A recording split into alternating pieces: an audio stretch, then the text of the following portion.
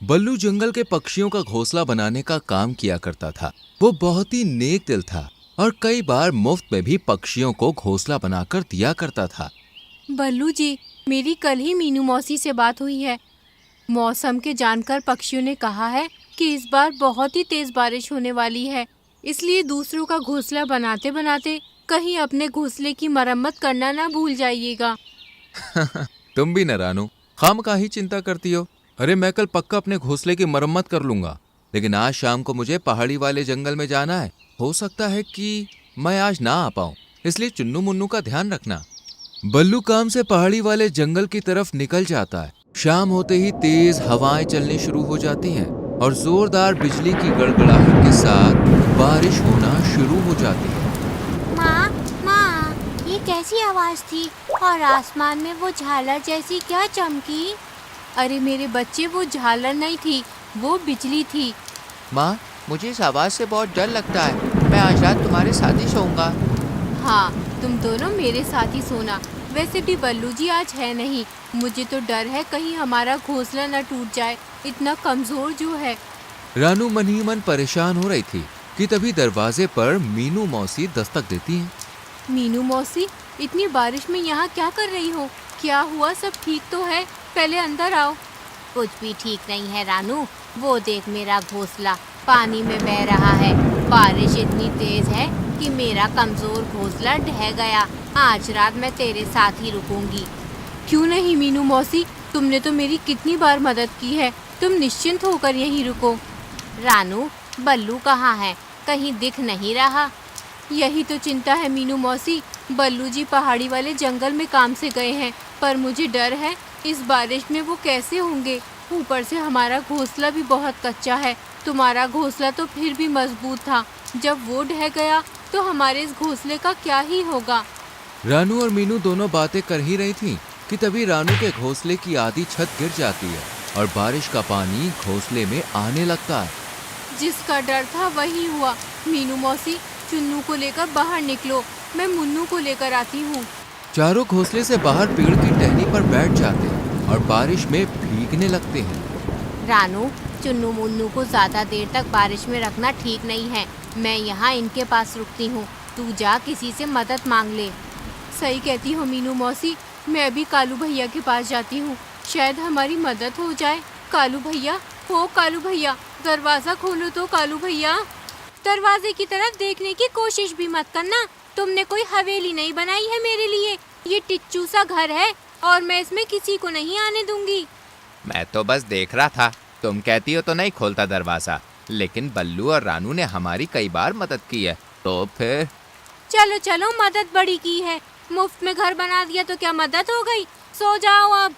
लगता है कालू भैया और गौरी बहन सो रहे हैं। मोंटू से पूछ कर देखती हूँ। मोंटू, दरवाजा खोलो, मेरे बच्चे बारिश में भीग रहे हैं, हम मुसीबत में हैं, मदद करो। मोंटू दरवाजा न खोलकर खिड़की से बात करता है और रानू उसे पूरी बात बताती है। क्या है ना रानू, मेरा घोंसला बहुत कमजोर है, ये ज्यादा लोगों का वजन नहीं झेल पाएगा, इसलिए मैं तुम्हारी मदद नहीं कर पाऊंगा, माफ करना। इससे पहले कि रानू कुछ बोल पाती, मोंटू खिड़की बंद कर लेता है और रानू मीनू मौसी के पास जाती है। सब मतलबी हैं। तूने और बल्लू ने कितनी बार इनकी मदद की, किसी को राशन दिया तो किसी का मुफ्त में घर बनाया, पर आज जब तेरा घर टूटा है तो सब पीठ दिखा रहे हैं। अगर मैं अकेली होती तो कोई चिंता नहीं थी, पर चुन्नू मुन्नू के लिए मन घबरा रहा है मौसी। ऊपर से बल्लू जी भी तो नहीं आए हैं, क्या करूं, कुछ समझ नहीं आ रहा। चिंता मत कर रानू, हमने कभी किसी का बुरा नहीं किया, भगवान भी हमारे साथ बुरा नहीं करेगा। आ, हम दोनों अपने पंखों में चुन्नू मुन्नू को छुपा लेते हैं। आधी रात हो जाती है लेकिन बारिश थमने का नाम ही नहीं लेती। माँ, बहुत ठंड लग रही है। मुझे भी बहुत भूख भी लगी है। रानू, क्या तूने इन्हें कुछ खाने को नहीं दिया था? नहीं मीनू मौसी, दोनों बल्लू जी के साथ खाने की जिद कर रहे थे, पर वो तो है नहीं, और अब तो राशन भी बर्बाद हो गया।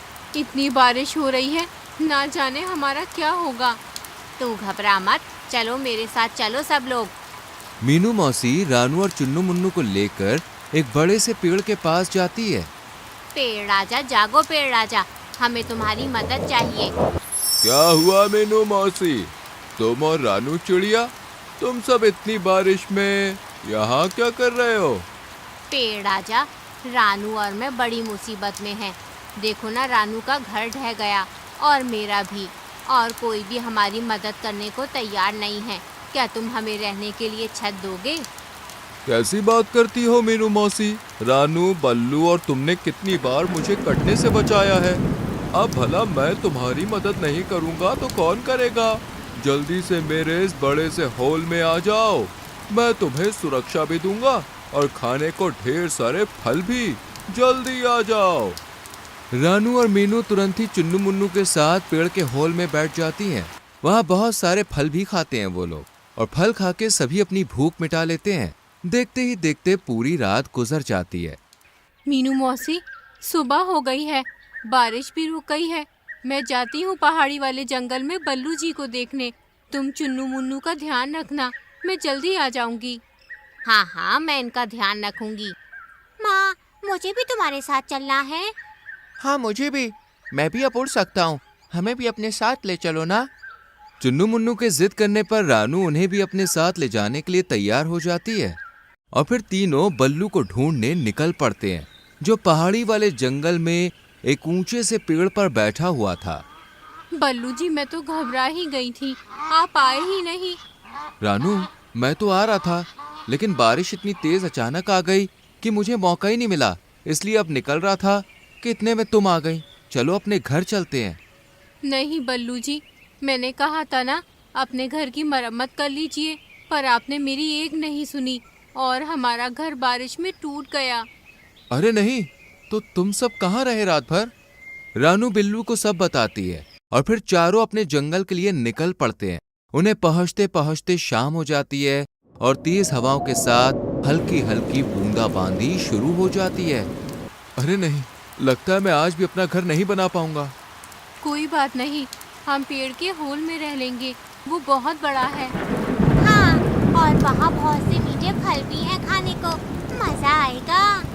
चारों पेड़ के होल में पहुंचते हैं, जहां मीनू मौसी भी बैठी हुई थी।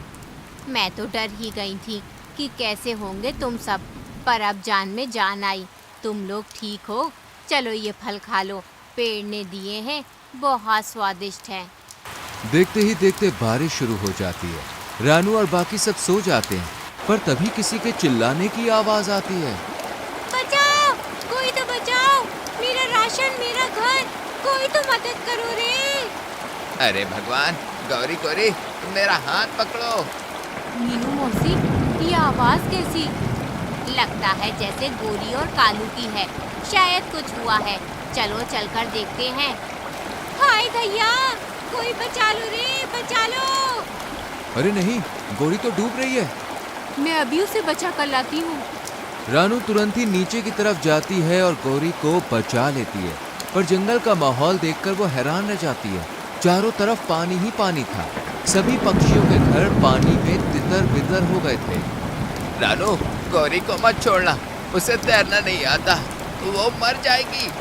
हाँ हाँ कालू भैया, मैंने पकड़ लिया है। कोई मेरी मदद करो, मैं अपने ही घर में फंस गया हूँ, कोई मदद करो। रानू गौरी को लेकर पेड़ के पास पहुँचती है।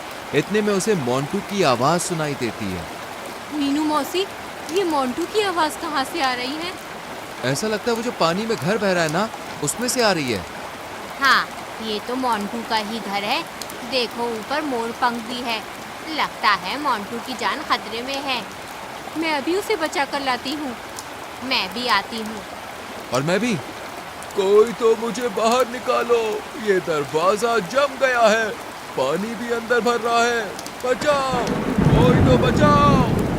तुम चिंता मत करो मोंटू भैया, हम आ गए हैं।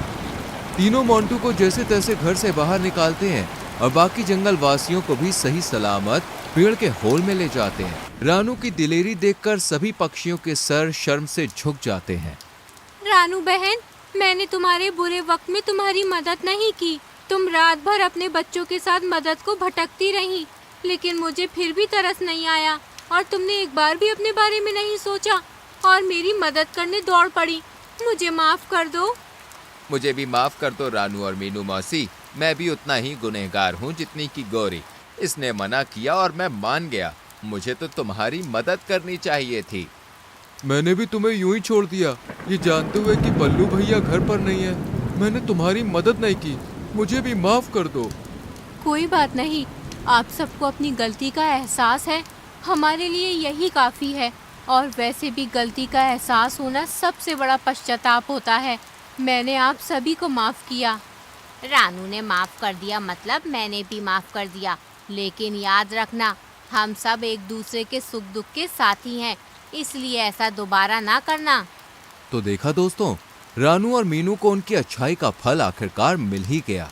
इसलिए कहते हैं कि कभी किसी को मुसीबत में पीठ नहीं दिखानी चाहिए, क्योंकि परेशानी कब आपके दरवाजे पर आ जाए कहा नहीं जा सकता। इसलिए सबकी मदद करनी चाहिए। क्या पता आपकी अच्छाई का फल किस रूप में मिल जाए।